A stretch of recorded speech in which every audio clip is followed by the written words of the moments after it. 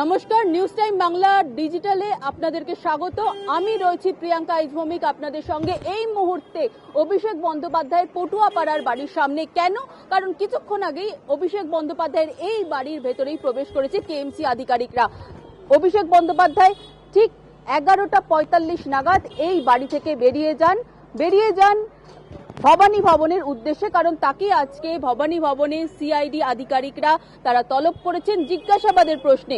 এই মুহূর্তে তিনি জিজ্ঞাসাবাদের মুখে রয়েছে, তবে যখন তিনি ভবানী ভবনের সিআইডি আধিকারিকদের প্রশ্নের মুখে অন্যদিকে তার বাড়িতে পৌঁছে গেছে কেএমসি আধিকারিকরা। কেন? কারণ কিছুদিন আগেই তাকে একটি নোটিশ পাঠানো হয়েছিল কেএমসির তরফ থেকে। সেখানে বলা হয়েছিল তার এই যে বাড়ি রয়েছে, এই বাড়ির বেশ কিছু অংশ বেআইনিভাবে নির্মাণ করা হয়েছে। তবে কোন কোন অংশ বেআইনি, কতটা বেআইনি নির্মাণ হয়েছে সবটা দেখার জন্য কিন্তু কেএমসি আধিকারিকরা ইতিমধ্যেই মাপজোক শুরু করে দিয়েছেন। কিছুক্ষণ আগে এই বাড়ির যে মূল ফটক, সেই মূল ফটকে মাপজোক করা হয়েছে।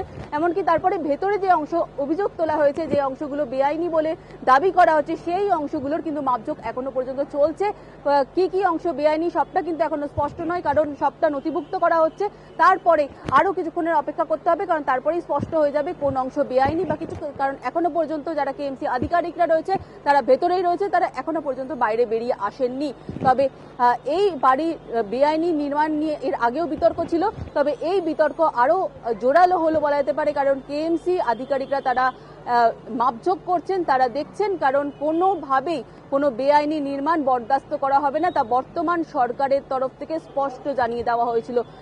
তারই পর দেখা গেল একেবারে তৎপরতার সঙ্গে কেএমসি আধিকারিকরা তারা পৌঁছে গেলেন অভিষেক বন্দ্যোপাধ্যায়ের এই পটুয়াপাড়ার বাড়িতে। তারা কাজ করছেন তৎপরতার সঙ্গে। এবার দেখার যে কোন অংশ বেআইনি বলে স্পষ্টভাবে তারা জানিয়ে দেন। ভিডিও জার্নালিস্ট শ্রীকান্ত দাসের সঙ্গে প্রিয়াঙ্কা ইজভৌমিক, নিউজ টাইম বাংলা, কলকাতা।